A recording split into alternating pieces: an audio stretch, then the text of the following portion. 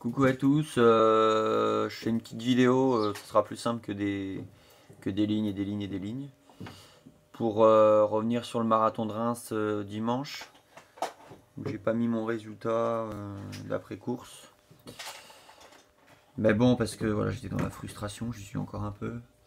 Mais voilà, c'est pour dire que ça avait très bien commencé, on avait une très bonne température au départ, il faisait même un peu froid, 1 ou 2 degrés à 8h30. Le départ a été très tranquille, on est parti en même temps que le semi-marathon. Je me suis mis tout de suite avec Alexandre Purnel qui avait gagné la course l'an passé. Et puis on est sur une allure de 3,40, 3,45 au kilomètre. Et on est parti pour 10 km en ville. Avec les coureurs du SMI, on doit être à peu près autour de la 10e place sur le semi-marathon. On est vraiment bien. L'allure est souple. Les jambes sont excellentes, légères. Il n'y avait aucun souci à se faire. On passe en tête du marathon juste avant la séparation avec le SMI. On passe au 10e kilomètre en 36 minutes 30. Je crois que c'est à peu près ça, 36 30, 36 40. Donc voilà, vraiment bien. Je passe 1 minute 30 de plus qu'à Paris. Et puis après on part direction la montagne, direction les vignes. On est encore ensemble jusqu'au 13e kilomètre avec Alexandre, on est tous les deux dehors. Et au 13e il change un petit peu de rythme, j'ai la sensation. Et puis moi je préfère rester au mien, donc justement j'assure encore plus la carte de l'assurance. Je me laisse décramponner légèrement, mais finalement il ne va pas y avoir un gros écart pendant 10 km. Jusqu'au 23e, 24e, je vais naviguer entre 10 à 30 secondes derrière Alexandre. On fait chacun notre course. Et, et tout va pour le mieux. Passage au semi-marathon en... J'ai un doute, mais je passe sous les 1h18. Une 17h30, une 17h50 par là. Donc allure 2h35. On avait déjà fait 2 ou 3 bosses, 2 ou 3 côtes. Beaucoup de brouillard, température idéale. Mais à chaque ravito, je m'hydrate. Aucun problème là-dessus. Je suis très bien, je suis en forme. Et donc voilà, je passe en moins d'1h18 au SMI, donc vraiment plus lent qu'à Paris où j'étais passé en un peu moins d'1h14.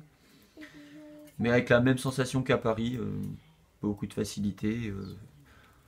Je peux parler, il se passe rien au niveau du cardio, la respiration est excellente. Elle est quasi nulle en fait, c'est une bonne balade.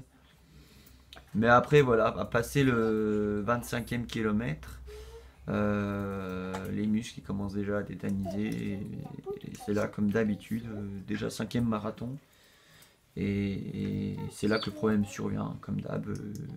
La répétition des chocs au sol me casse la fibre musculaire. Là j'ai des meilleurs baskets qu'à Paris, plus amortissantes, plus confortables. Du coup un peu plus lourde aussi au niveau de sensation, donc c'était moins bien pour moi, mais j'avais vraiment assuré la carte du confort musculaire. Et j'ai dans la côte de Mailly-Champagne au 25e kilomètre, j'ai le futur vainqueur, enfin un des deux futurs vainqueurs qui me passe, Antoine, qui me passe assez nettement. On voit la différence, hein, il est vraiment bien. On voit que musculairement il souffre pas. Il va me mettre très vite la misère. Et moi je pars pour gérer ma course et franchir l'arrivée. Je vais me maintenir en 3e position jusqu'au 30e, 31e kilomètre. Au 31e kilomètre, on est déjà sur les berges de Reims. Donc c'est la partie la plus facile, logiquement. C'est roulant, c'est tout droit. C'est comme une vélo-voie, c'est facile. En plus, c'est ombragé. Donc aucun problème là-dessus. Mais bon, il est déjà trop tard. Et voilà, sans avoir fourni d'efforts. Sans avoir pris de risques, d'avoir développé du lactique ou autre, c'est très compliqué et l'allure baisse, baisse, baisse et au 34e kilomètre, j'arrive quasiment plus à courir, c'est douloureux. Et puis je m'arrête, je m'étire, je repars, je dois être 5e ou 6e. Et puis au 38e kilomètre, j'arrive plus du tout à courir. C'est insoutenable. Le moindre choc au sol, c'est très très douloureux dans les cuisses, comme jamais j'ai eu avant. Donc, donc, euh, donc je m'arrête au 38e kilomètre, je me pose un peu sur un banc, je regarde les coureurs passer, et là je me rends compte que tout le monde est facile. J'en vois passer une trentaine. Peu importe les niveaux, ils courent tous très bien. Il y a des petites grimaces au visage, mais musculairement, pour courir comme ils le font, c'est qu'ils vont encore bien. Parce que moi, vraiment, je suis plutôt en général enduro-mal. J'ai eu des gros accidents et je me suis remis très vite en selle. Pourtant, j'avais de la forte douleur. J'avais fait. J'étais shooté au tramadol et j'avais encore très mal. Mais là, pour une fois, c'est vraiment très très difficile. Et pourtant, voilà, j'ai vraiment fait mon marathon sur des bases très souples, plus que souples. Et voilà, j'ai fait une bonne préparation. Je vois des coureurs passer qui s'entraînent 2 fois par semaine. Je les connais bien et ils passent le marathon sans aucun souci. Comme quoi, pour moi, je reste persuadé qu'on est sur un problème de, de patrimoine génétique. On n'a pas tous la même résistance musculaire à l'effort de base. Et il y a des coureurs très jeunes là, qui ont fait le marathon, qui ont la vingtaine et qui n'ont aucun souci. Et moi, voilà, j'ai 33 ans, ça passe toujours pas. Donc j'ai fini mon marathon en marchant, parce que de toute façon il fallait rallier l'arrivée, puisque j'étais garé à côté de l'arrivée. Donc voilà, j'ai fait les 4 derniers kilomètres en marchant, mais j'avais retiré le dossard. Très frustré. Les 4 autres, j'avais décidé à chaque fois d'aller franchir la ligne d'arrivée, mais c'était le même scénario. Et là voilà, pour le coup, j'étais vraiment saoulé. Donc j'ai fait les 42 km malgré tout, en marchant. Voilà, j'ai dû passer vers la ligne d'arrivée autour des 3h10. Et puis je me suis fait une sieste dans la voiture et après je suis reparti en solitaire. Et puis voilà, donc beaucoup de frustration, un peu d'incompréhension. J'ai joué le tout comme d'hab, de l'hydratation, un petit peu de nourriture, tout ça. Voilà. Il n'y avait vraiment rien de difficile et peu importe, et j'avais déjà eu des discussions là-dessus, notamment avec Olivier, s'il m'écoute, qui avait fait 2h30 à Paris, il m'avait dit de partir moins vite, mais voilà, ça prouve bien de toute façon que je parte sur une allure de 1h14 au SMI ou 1h18, c'est pas un problème, puisque moi le problème il est purement musculaire, c'est la casse de fibres musculaires au sol. De toute façon, d'ailleurs, plus on court lentement, plus le choc au sol est plus lourd, on a moins de légèreté dans la foulée, donc il y a encore plus de casse, et là vraiment je l'ai encore plus ressenti qu'à Paris, parce que Paris j'avais un peu plus tenu, j'avais terminé autour des 2h40, mais là c'est juste pas possible quoi. Alors que ce marathon il est très bien, bon, même si ça monte du 15e au 25e, les 12 derniers kilomètres sont très roulants et on peut très bien finir. D'ailleurs, Alexandre et Antoine finissent très bien en 2h35 par là, et voilà, ils n'avaient pas de problème. Alexandre, je l'ai vu sans problème, donc c'est vrai que c'est frustrant pour moi. Et ça passe pas quoi. Donc je vais redescendre sur des distances plus courtes de nouveau, le 10 km, le SMI, et le SMI c'est une distance qui me va bien, où j'arrive à ma limite musculaire et donc ça tient. Et on va essayer d'aller chercher prochainement 1h10, mais il y aura toujours le regret quand même du marathon. Moi j'avais envie de réussir sur le marathon, donc on verra plus tard, dans très longtemps, parce que je peux pas non plus me faire des grosses semaines au-delà de 120 km semaine. Après, avec le travail et la vie de famille, c'est compliqué. Donc voilà, c'est vrai que c'est très frustrant, je suis très déçu.